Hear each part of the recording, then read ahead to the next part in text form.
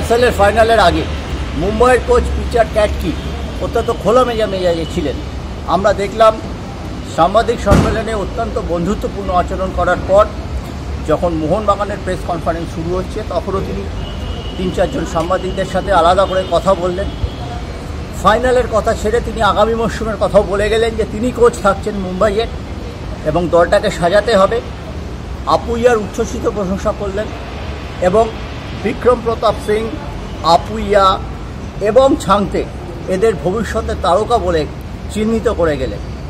পোডিয়ামে তিনি বলেছেন যে 15 এপ্রিল কী হয়েছিল, লিগ উইনার্স শিল্ডের খেতাব নির্ধারক ম্যাচে কী হয়েছিল সেটা অতীত, আমি ভুলে গেছি। এটা সম্পূর্ণ একটা নতুন ম্যাচ, আমি ছেলেদের বুঝিয়েছি সেইভাবেই খেলতে। তারপর লিগ শিল্ড ফাইনালে খেতাব নির্ধারক ম্যাচে হেরে যাওয়ার পর 15 এপ্রিলও আমার দল ঘুরে দাঁড়িয়েছে সেমিফাইনালে। আমরা সেই জন্য এখানে এটা অন্য ম্যাচ আমরা ঝাঁপিয়ে পড়ব। তাকে পোডিয়ামের বাইরেও প্রশ্ন করেছিলাম যে শেষ 15 মিনিট মুম্বাই একটা আক্রমণের ঝড় তোলে, এটা কি আপনার স্পেসিফিক কোনো স্ট্র্যাটেজি আছে? কারণ এই প্রসঙ্গে পিটার ক্যাটকি বলেছেন, আমি নিশ্চিত আমার দল শেষ 15 মিনিটে যে প্রত্যাঘাত করতে পারে সেটা আইএসএলের অন্য কোনো দল করতে পারে না। তিনি প্রশংসা করেছেন মনবীর লিস্টন, অস্ট্রেলিয়ান তারকা দিমিত্রি পেট্রাকোস এবং কামিংসের।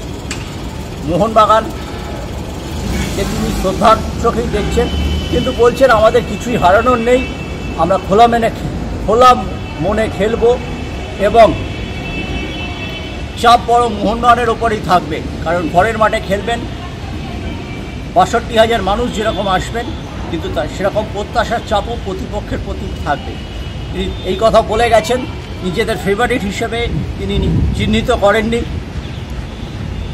পিটার ক্যাটকি কিন্তু একটা দলের মধ্যে ফিল গুড পরিবেশ তৈরি করে মোহনবাগানকে প্রত্যাঘাত করতে চাইছেন, সেটা কিন্তু স্পষ্ট হয়ে গেছে তার এই 8 ঘন্টা 45 মিনিটের সাংবাদিক সম্মেলন এবং পোস্ট ম্যাচ সাংবাদিক সম্মেলনে যে বন্ধুত্বপূর্ণ আচরণ তিনি কলকাতার সাংবাদিকদের সঙ্গে করলেন সেখানে।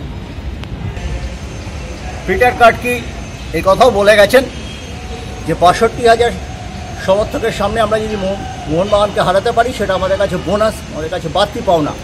তিনি কিন্তু অত্যন্ত খোলা মনে দলকে রেখে একদম টেনশনহীনভাবে দলটাকে তৈরি করছেন একটা শক্ত চ্যালেঞ্জ ছুড়ে দেওয়ার।